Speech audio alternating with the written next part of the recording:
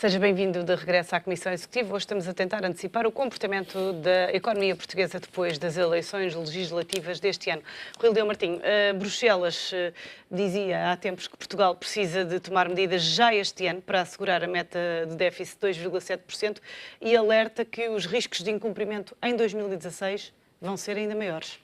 Pois eu acho bem esses avisos num sentido de que é como uma advertência para aquilo que deve ser levado em linha de conta quando as coisas estão a correr bem. E, efetivamente, os portugueses, depois deste esforço de reabilitação da economia portuguesa dos últimos 3, 4 anos, os portugueses, neste momento, estão a sentir que está diferente a conjuntura, que lhes permite outra vez retomar alguma confiança da que tinham anteriormente, voltam a consumir, volta a subir a procura interna e, portanto, é preciso, digamos que, arrefecer um bocadinho, sem desanimar e sem desalentar as pessoas, sem desalentar os governos também, mas é preciso advertir que os perigos estão sempre presentes. Primeiro, há estas previsões para este ano, que em termos de Bruxelas são piores do que aqueles que temos aqui do Banco de Portugal ou internamente do Governo, e em segundo lugar 2016. E nós vimos agora como surgiu, e já dura há 6 meses, esta questão grega. Ora, em 2016, com a instabilidade mundial que permanece, com focos de guerra e de essa tal instabilidade, mesmo na Europa, teremos que estar muito atentos e, por isso, as finanças têm que estar muito bem orientadas. As de Estado e as das empresas e as dos particulares. Portanto, todo o cuidado é pouco e as reformas, essas de que falamos permanentemente, têm que continuar a ser feitas. Todas. Mas a reforma do Estado ficou por fazer. O que se foi feito, digamos, de maneira dispersa. Eu acho que é preciso agora concentrar e perceber o que é que o Estado deve fazer, o que é que o Estado pode e faz bem e que recursos temos para que isso seja possível. Como diz o Joaquim, isto será um bocadinho local e um bocadinho europeu. Portanto, é da conjugação de ambos. Joaquim, a reforma do Estado é um tema recorrente e há sempre acusações de que não foi feita. É preciso definir funções do Estado e também funcionários do Estado? A reforma do Estado é a paixão permanente da política, mas é a ameaça permanente aos interesses instalados. Portanto, os interesses instalados nunca querem reforma do Estado. A política, para ser nobre, está a fazer reforma do Estado permanentemente. Acontece que as sociedades europeias estão todas elas confrontadas com a mesma necessidade de reforma dos seus Estados nacionais. Ora, quando toda a gente tem de se reformar ao mesmo tempo, é melhor colocar uma plataforma superior onde se coordene aquilo que depois cada um vai fazer nos seus sítios. É essa a grande importância da escala europeia. À escala europeia, as reservas que podem ser acumuladas para financiar políticas públicas que se desenvolvam no tempo em função da evolução da demografia, a mais importante é a questão da segurança social, mas igualmente importante são as da saúde e da educação, porque a demografia interfere com isto tudo. Vai haver professores a mais porque há alunos a menos, mas vai haver enfermeiros a menos porque há idosos dependentes a mais, etc. Esta evolução permanente obriga a ajustar as políticas, as respectivas políticas públicas. Não pode ser a repetição, tipo carimbo, daquilo que se fazia há 30 ou há 40 ou há 50 anos. Esta necessidade de ajustamento é uma enorme oportunidade do ponto de vista da concepção política, mas também uma enorme oportunidade do ponto de vista económico, porque abre novos mercados. Mercados que até aqui estavam fechados porque obedeciam a um padrão repetitivo. Quando esse padrão abre e têm de ser criadas novas entidades para servir esse novo tipo de procura, abriu a oportunidade económica. Qual é o centro, a questão-chave nesta reforma das políticas públicas, que significa a reforma do Estado? Por um lado, o apoio europeu, quer em termos de financiamento, quer em termos de programação técnica, mas, por outro lado, internamente, um novo entendimento da cooperação entre o que é público e o que é privado. Porque a ideia de concessão foi uma ideia virtuosa num determinado período. Hoje, a ideia tem de ser mais de cooperação dentro do mercado entre entidades públicas e entidades privadas que se comparem mutuamente. Saúde. O que é decisivo é que haja hospitais públicos e hospitais privados, que podem inclusive evoluir para hospitais mistos que são públicos e privados. Mas a política de saúde é para o Sistema Nacional de Saúde, público e privado. O Serviço Nacional de Saúde é público para o espaço de sociedade que tem acesso aos serviços gratuitos ou serviços com taxas moderadoras. O privado é para os que têm seguros e pagam as respectivas contas. Porquê é que é importante existirem os dois? Porque isto permite a comparação de custos. E ao permitir a comparação de custos, impede que aqueles que trabalham nestes setores os monopolizem. Porque num sistema que é gratuito, o cliente não paga, mas quem fornece recebe. Isto é, o cliente não paga as análises que o médico mandou fazer, mas o laboratório das análises recebe o valor dessa operação. Isto significa que o cliente não resiste a pedir tudo o que for preciso pedir. O fornecedor também não tem que se preocupar porque há uma terceira entidade, neste caso o Estado, que paga. Se houver o Estado a pagar, mas também houver companhias de seguro a pagar, a capacidade de capturar este serviço que é pago por uma companhia de seguros é muito menor do que a capacidade para capturar este serviço se for pago pelo Estado. Ora, é a companhia de seguros que ajuda ao Estado. Mas o Estado, que quererá que a companhia de seguros trate bem os respectivos clientes, também tem de observar o que é que a companhia de seguros está a fazer e o que fazem os hospitais que são financiados pela companhia de seguros. É esta interação que verdadeiramente protege simultaneamente o contribuinte e o cliente. O contribuinte porque será menor a despesa final. O doente, neste caso cliente, porque tem acesso a serviços que estão fiscalizados pela competição. Ora, fiscalizados pela competição é muito melhor do que fiscalizados pela norma administrativa. Portanto, a maior concorrência também maior transparência. A maior concorrência dá maior transparência e dá, sobretudo, também melhor serviço, porque, ao fim e ao cabo, não há propriamente, digamos, uma competição como objetivo primeiro, mas ela existe. E, portanto, aquilo que está a dizer o Joaquim, que é a maneira de funcionar entre público e privado, no que diz respeito à saúde, mas também, por exemplo, no que diz respeito à educação, parece-me correto.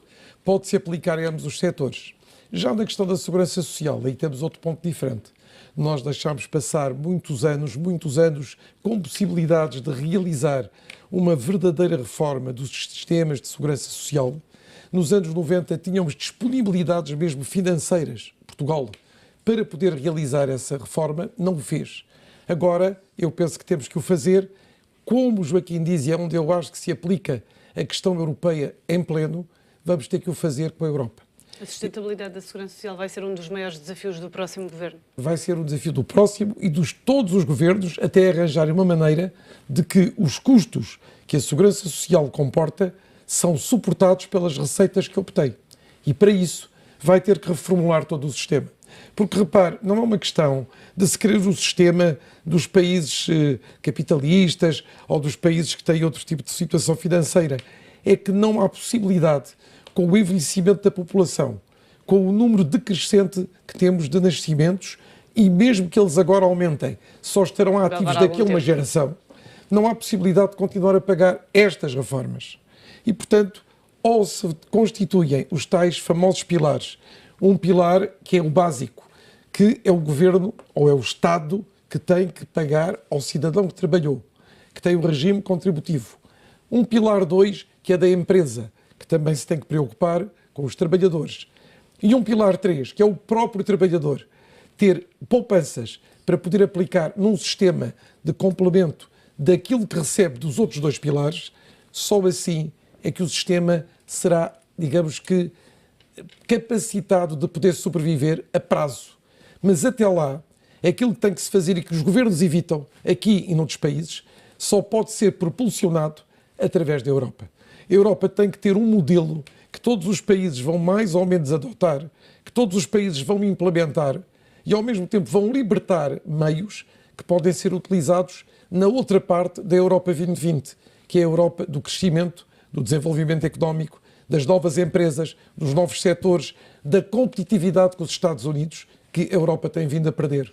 E, portanto, nós precisamos de resolver isto e é por isso que também é importante, voltando atrás, que estes episódios, como o episódio da Grécia, seja resolvido. Porque a União Europeia, repare que tem levado os últimos meses a reunir aos seus mais altos níveis, sempre a propósito de quê? Da Grécia, do euro, da manutenção da Grécia.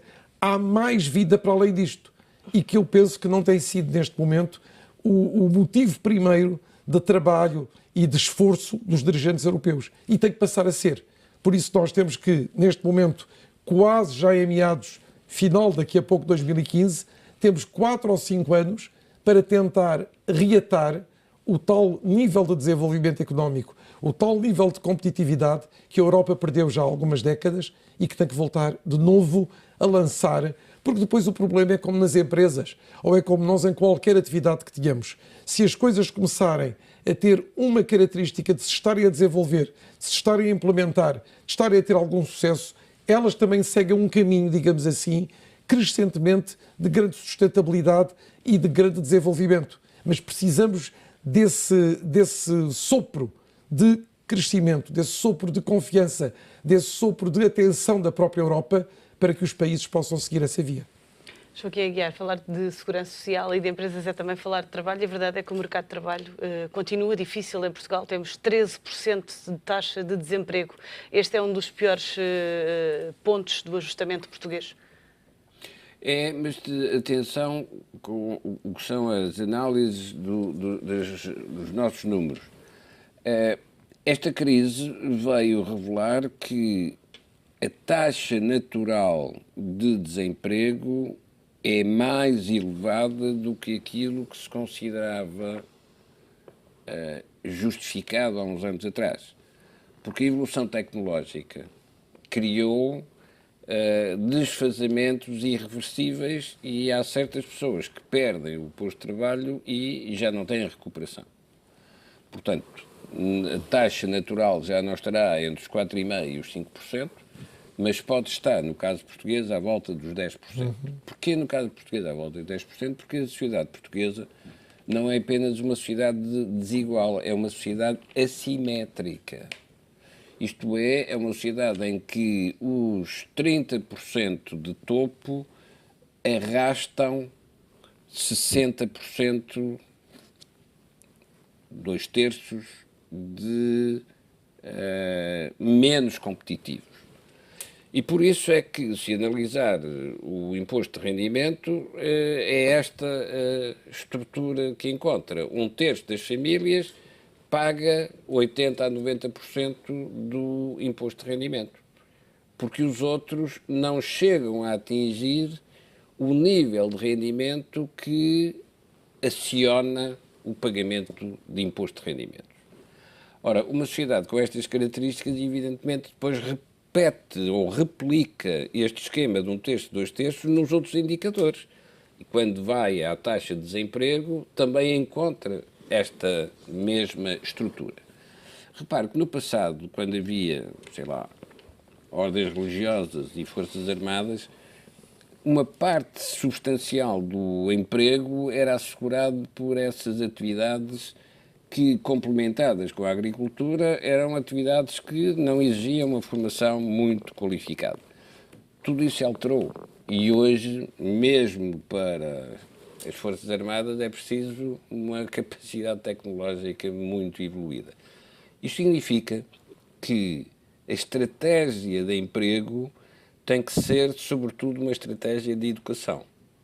E a educação não pode ser apenas a educação clássica até ao fim da adolescência e a entrada na idade adulta, tem de ser uma atividade permanente em todas as idades. E a própria política pública de emprego tem de ser a criação de oportunidades de formação com criação de empregos ajustados a essa formação. Para lhe dar um exemplo de há 50 anos. Quando foi preciso fazer a Lesnave, não havia metalomecânicos formados. Havia alguns na CUF do Barreiro e outros eram agricultores do Alentejo. A Lesnave teve de criar uma escola de formação. Ora, esta ideia, a Auto Europa fez exatamente a mesma coisa 30 anos depois disso.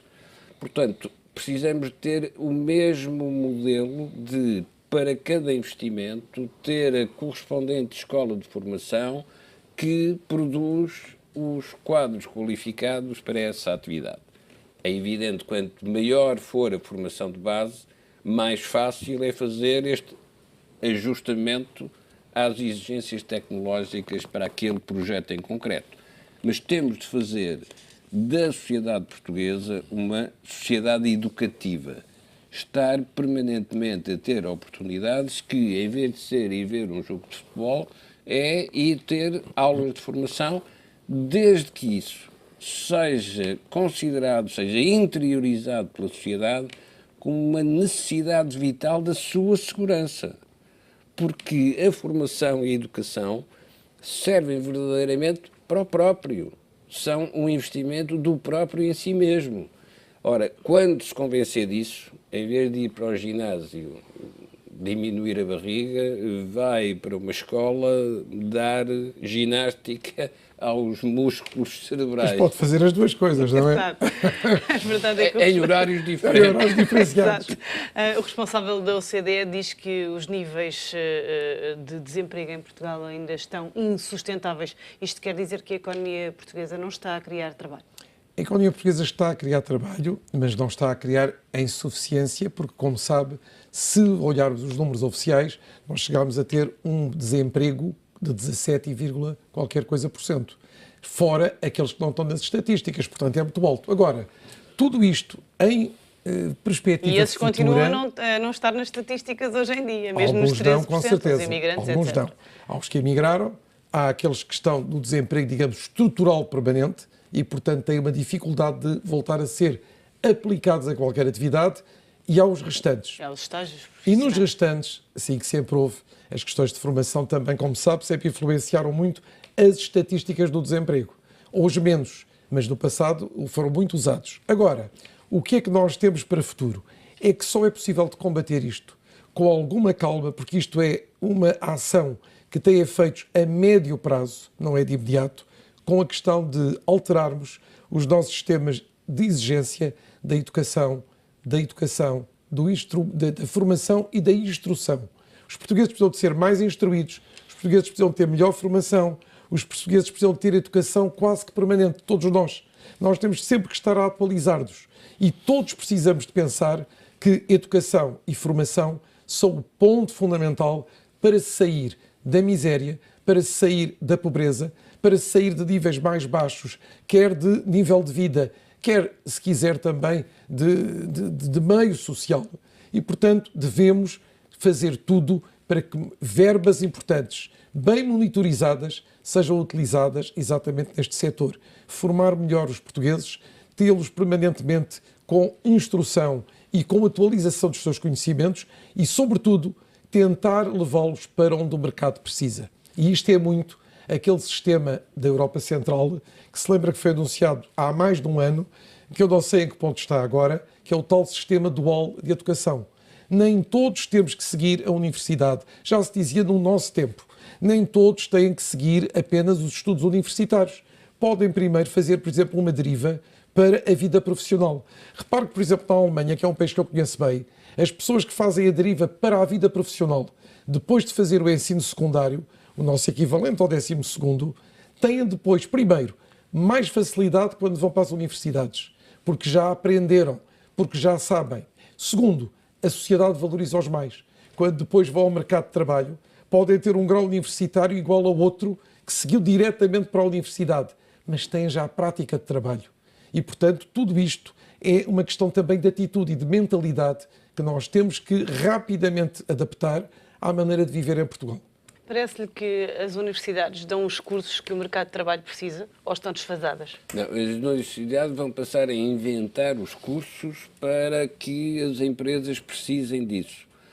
Em grande medida, Silicon Valley é isso, é que as empresas e as universidades foram se inventando mutuamente.